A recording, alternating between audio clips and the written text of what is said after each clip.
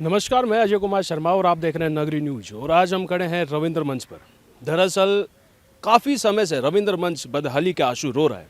कारण है ये जर्जर, जो आपके पीछे बिल्डिंग खड़ी है ये पूरी तरह जर्जर हो चुकी है। इसी के चलते आर्टिस्ट भी अब परेशान है और भी बहुत सारी मुसीबतें यहाँ पे आपके सामने नज़र आ सकती है। अगर आप देखना चाहेंगे तो अंदर जाके जब आप देखेंगे तो सीटें फटी हुई है, वॉशरूम में पानी नहीं आता, नल टूटी है। और मुख्यतः आप देख पा रहे होंगे स्क्रीन पे पीछे की तरफ कि बिल्डिंग भी पूरी जर्जर हो चुकी है। बदहाली में ये मतलब इतनी बुरी स्थिति के साथ बदहाली का आंसू रो रहा है कि पपड़ी निकल रही है दीवार पे, कौवे बैठे हुए, खिड़कियाँ टूटी हुई है। इसी के चलते आज कलाकार भी इसका विरोध कर रहे कि आखिरकार जो हमारा स्थान था, जो हमारा प्रेमचंद स्नान है उसको बेहतर बनाया जा सके।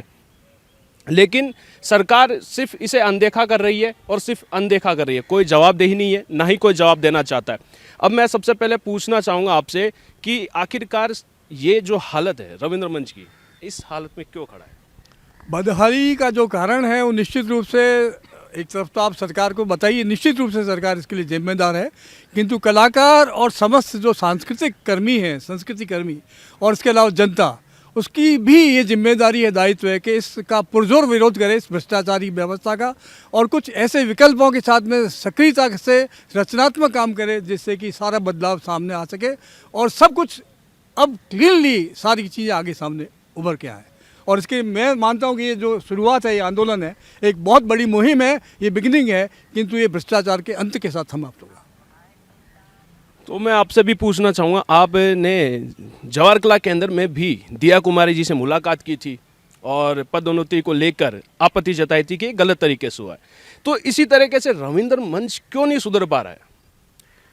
इसमें जो भी हमने माननीय उप मुख्यमंत्री को ज्ञापन दिया था, उसके अंदर देखिए कुछ लोगों की जो अनियमितताएं हैं, संस्था की अनियमितताएं हैं, वो तो एक बात है।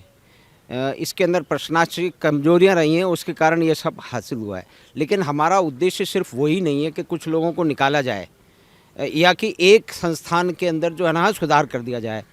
दर्जनों संस्थान हैं जो कला संस्कृति का उत्थान और पुनर्निर्माण उनकी जिम्मेदारी है, लेकिन बहुत सारी जो है वो कहते हैं अवमाननाओं के कारण और ध्यान ना देने के कारण, क्योंकि जो इसका संस्कृति का क्षेत्र है इसके ऊपर कभी ध्यान नहीं दिया गया है।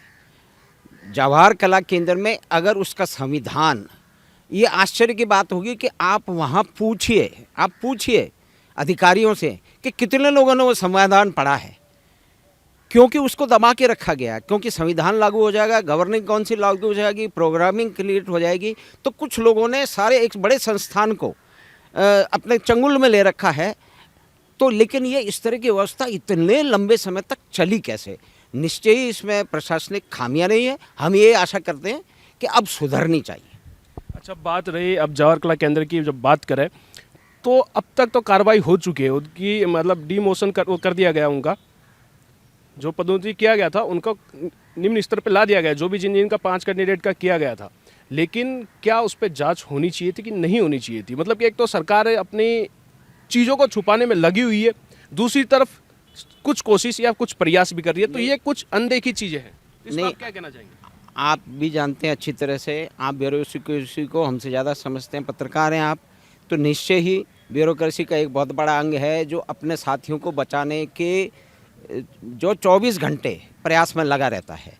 तो उसके कारण कुछ गलतियां हो रही हैं। आज जो है किसी को सस्पेंड किया जा रहा है या किसी को पनिशमेंट दिया जा रहा है, अगले दिन उल्टी फाइल चल रही है। तो इस तरह की कुछ गड़बड़ियां करने के प्रयास हो रहे हैं।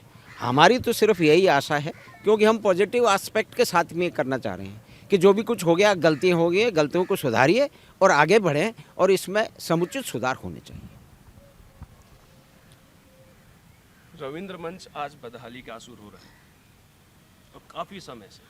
जब 2015 की बात करें तो उस समय काफ़ी यहाँ पे टीम बैठा करती थी, रिहर्सल क्या करते थे, जगह नहीं मिल पाती थी। लेकिन आज एक भी टीम यहाँ मौजूद नहीं है। इस बात पे क्या कहना चाहेंगे, ऐसा क्यों? देखिए, मैंने मेरा जीवन की रंग यात्रा 1971 में यहीं से शुरू की थी, और 1971 में यहाँ बैठने को जगह नहीं मिला करती थी। इतने नाटक होते थे, शहर के तमाम बुद्धिजीवी, लेखक, पत्रकार, कवि, सब लोग यहाँ होते थे। लेकिन आज क्या स्थिति है इसका? अब परसों एक रिपोर्ट आई है, हिंदुस्तान में जयपुर नंबर 1 सिटी बन गया है। सारे लोग जो इन्वेस्टमेंट करना चाहते हैं यहाँ आना चाहते हैं। क्या आप ये जो सांस्कृतिक एक दर्पण जो दिखाना चाहते हैं, क्या इस रविंद्र मंच इस हालत में दिखाएंगे? इसके लिए सरकार तो जिम्मेदार है ही है, इसमें कोई शक नहीं है, लेकिन इसमें बराबर की जिम्मेदारी है जयपुर शहर के बाशिंदों की, बराबर की जिम्मेदारी है यहाँ के जितने बड़े बड़े पत्रकार हैं या जितने बड़े अखबार निकलते हैं उनके मालिकों की। वो क्यों नहीं देखते हैं इसको? क्योंकि जो सांस्कृतिक गतिविधियाँ होती हैं वो समाज का दर्पण होती हैं, और वो दर्पण क्या ये है हमारा, ये स्थिति कर दी हमने रविंद्र मंच की। और यहाँ ही नहीं, जोधपुर में 12.5 करोड़ रुपए लगा के अशोक गहलोत ने 12.5 करोड़ रुपए दिए जयनारायण व्यास टाउन हॉल के लिए। वो 3 साल 12.5 करोड़ रुपए लगे और 3 महीने नहीं चला, 3 महीने में धर धरा कर गिर गई दीवारें उसकी, जिसमें अब वो बंद पड़ा है क्योंकि वो इस काबिल नहीं है कि वहाँ पर कोई नाटक किया जा सके।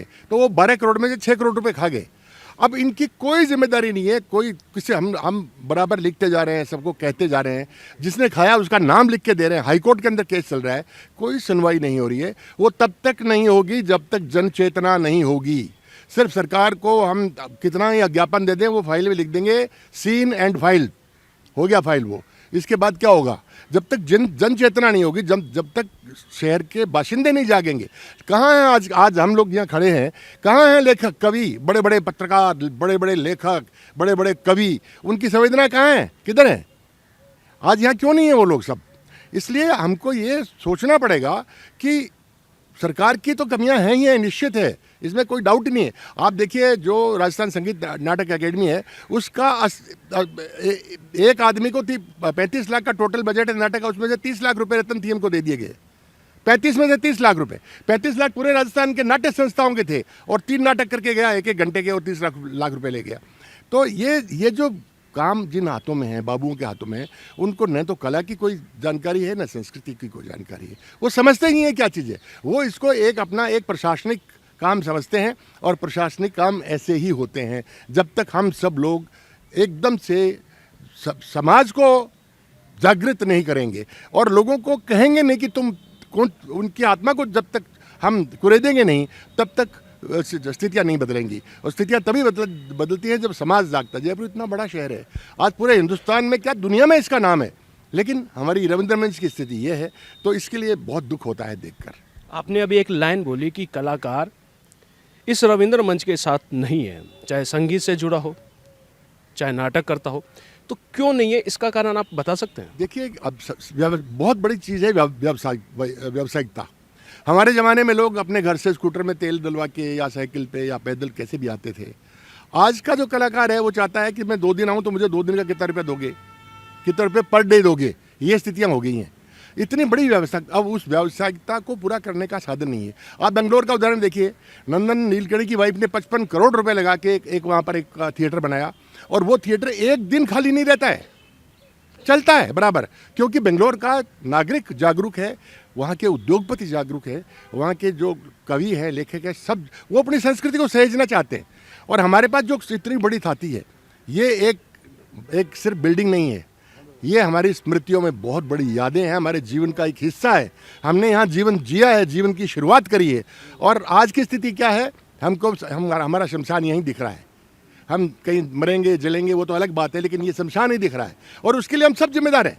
मैं अपने आप को भी जिम्मेदार मानता हूँ कि मैंने क्या किया, मैंने किस किस से बात करी। तो अब मैं आपसे लास्ट में एक ये सवाल करना चाहूँगा, क्या इसके पीछे जो इसकी हालत, इसके पीछे क्या कलाकार भी, उन कलाकारों का भी हाथ है? देखिए, आज अगर यहाँ पर बराबर रंगमंच होता, अगर बराबर नाटक नहीं, रंगमंच और बराबर नाटक नहीं होने की वजह से मैंने जितना रिसर्च कर पाया, जितना समझ पाया, मैं वही देख पाया हूँ अभी तक कि कुछ कलाकार यहाँ मौजूद रह के यहाँ की जो फैसिलिटी है उनका फ़ायदा उठाना चाहते हैं, योजना का फ़ायदा उठाते हैं।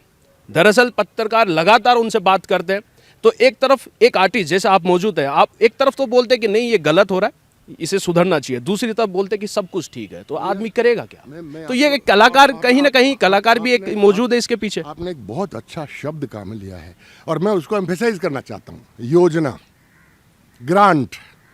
हमारा रंगमंच का जो कलाकार है वो आज इस योजना में बिल्कुल उलझ के, उसकी बेड़ियाँ पड़ गई पाँव के।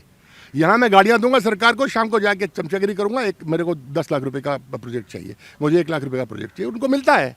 जो लोग जाते हैं वहाँ पर, जो नहीं जाते हैं वो यहाँ खड़े हैं। तो ये जो एक प्रक्रिया हो गई है, हमारा जो चरित्र स्प्लिट पर्सनैलिटी हो गई है सबकी। एक बात यहाँ कहनी है क्योंकि यहाँ का माहौल ऐसा है, और फिर योजना में घुसना है क्योंकि पैसा वहीं से आता है। तो ये जो आप बिल्कुल आपने सही नब्ज को पकड़ा है, कलाकार क्यों नहीं कर पा रहा है काम, उसका कारण ये है। तो आपने देखा कि जो रविंद्र मंच है, रविंद्र मंच अभी बुरी हालत में है। कलाकार अपना प्रयास कर रहे हैं। कुछ कलाकार ऐसे हैं कि चुनिंदे योजनाओं के लिए कि मुझे ये योजना मिल जाए, मुझे टैगोर योजना मिल जाए, इसके चलते हुए सिर्फ रविंद्र मंच पे बने रहते हैं और सरकार की वाह वाह करते रहते हैं। लेकिन कुछ आर्टिस्ट है जो चाहते हैं कि सच में इस रविंद्र मंच को जिस तरह उन्होंने देखा था, जिस तरह उन्होंने यहाँ पे प्रयास किया अपना इसको ठीक करने का, वो ठीक हो।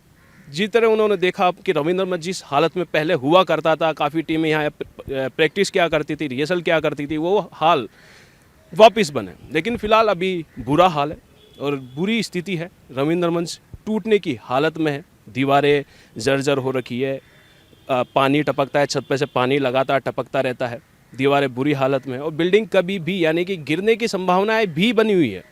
तो देखना ये है कि आर्टिस्टों का, कलाकारों का संघर्ष जो रविंद्र मंच के लिए है, क्या सरकार उनकी सुन पाएगी। लेकिन मैं ये भी बता दूं, इससे पहले भी सरकार ने इसको अनसुना किया है। बहुत प्रयासों के बाद भी इसे अनसुना किया है। इसके पीछे सरकार नहीं, अधिकारी भी मौजूद है, अधिकारियों का भी हाथ है इसके पीछे। इससे पहले एक प्रियंका राठौड़ थी, उन्होंने भी इसको बर्बाद करने का एक पूरा साजिश रचा था। तो ऐसे ही खबर के लिए बने रहिए नगरी न्यूज़ पर। नमस्कार।